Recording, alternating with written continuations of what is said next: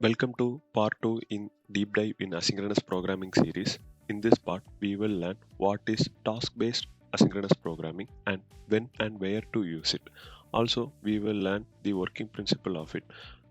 This part is mostly a theoretical part, but this is very important to understand how the task-based asynchronous pattern works and async await pattern works. Also, there is a demo to see the working mechanism of this pattern in action. So let's get started with this video. Before going to task-based asynchronous pattern, we need to understand what is asynchronous programming. In short, asynchronous programming is a mechanism to execute the code in non-linear fashion. What I mean by that? Let's say we have 10 lines of code. In synchronous programming, every line will execute in order of the code written. So first line 1 will execute, then line 2, then line 3 and so on. We can't change the order of the execution if we need it. Asynchronous programming allows us to execute the code in different order. Using this simple logic, we can accomplish many things. Asynchronous programming is completely different from multi-threading. Even in single-threaded application, we can use asynchronous programming. For example, in JavaScript, which is purely single-threaded, but in that also, asynchronous programming is very useful. Many people confuses multi-threading and asynchronous programming because it helps to make multi-threading programming easier. Throughout this video, you will get more clear understanding of this. To see the advantage of asynchronous programming, we can consider the code execution as a chef. Let's say frying an egg takes 5 minutes, frying a bacon takes 10 minutes, and toasting bread takes 2 minutes. If we do everything synchronously, then it takes 17 minutes to make these things. But we can do it faster by doing more than one item at the same time. Let's say for cooking egg, chef have to prepare the egg and place it in a pan. After that, he should wait until the egg is done. Instead of waiting, in that time, he can prepare the bacon and place it in a pan and do the same for bread. When a particular item is done, then he can go back and collect that item and process further if required. This process is called asynchronous process.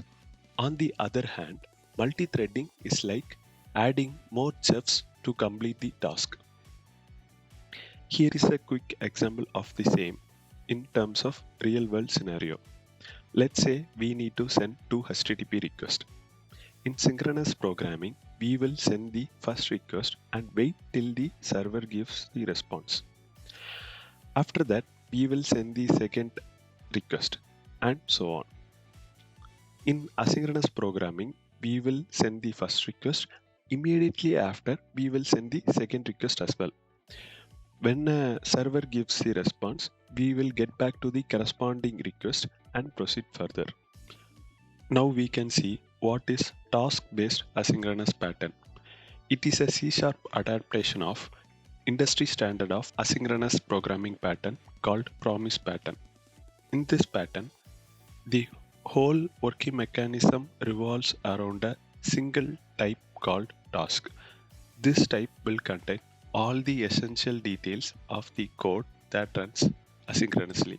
For example, it will contain information like is that asynchronous code execution completed? Is it successful?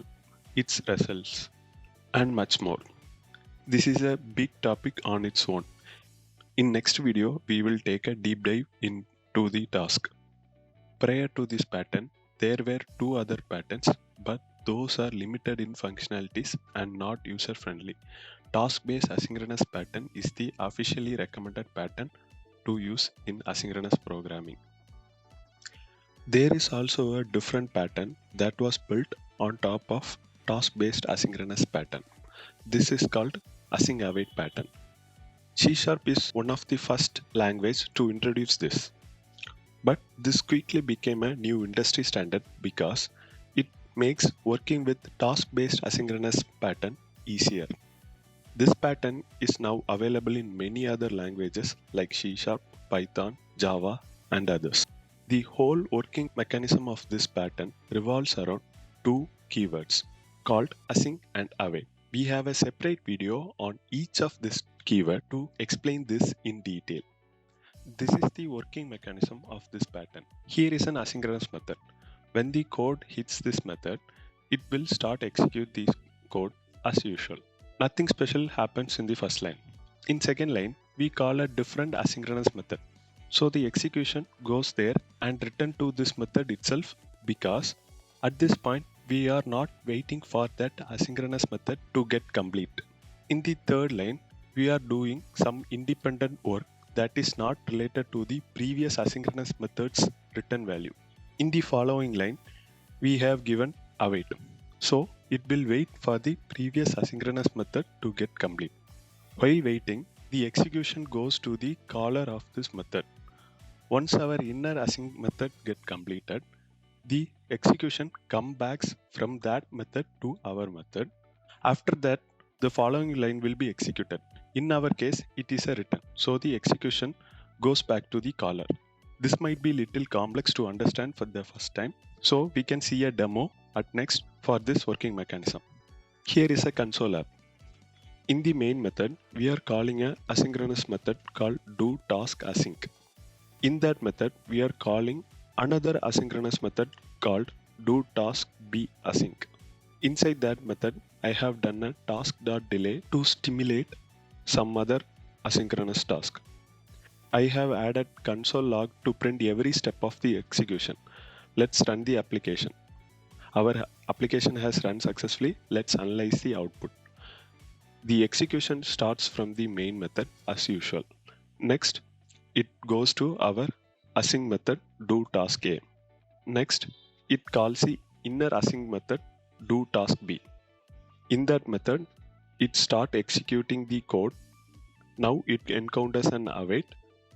If you remember from our previous diagram, the execution goes back to the caller. So it goes back to the doTaskA method. There it will execute the independent task. Next, there is an await. So it will wait for the inner method to get complete. So the execution goes back to the main method. Here also there is an await. Since this is a root method, the execution wait here itself until the innermost async method get completed. Once it got complete, the execution resumes from the innermost async method. In our case, it's doTaskB. Then it goes back to the point where we have awaited this method to get complete. After that, it will execute the remaining code in that method. Then it goes back to its caller and execute the remaining code.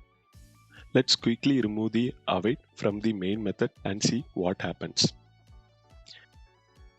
As you can see, the code below the await in the main method were executed even before the inner async method was completed. If you understand why this happened, then congratulations. You have most probably understood the working mechanism. If you didn't understand, you might want to rewatch this part or download the code from the description and try it out yourself for clearer understanding. Now we know how it works. Next we need to learn where can we use it. We can use it in CPU bound tasks. It's very important to understand that asynchronous programming doesn't by itself solve CPU bound issues. Multi-threading is required to solve CPU bound issues. But asynchronous programming can help us when we need to context switch while using multi-threading. Next, we can use it in IO bound tasks. Mostly in IO bound operations, our application thread doesn't have to work. Most of the work will be handled by system thread or its corresponding driver thread. At that time, we can release our current thread so that it can do some other operation in that time. After we got the response, we can come back to the corresponding code to process the response. Most of the time, blocking calls happen in IO operation.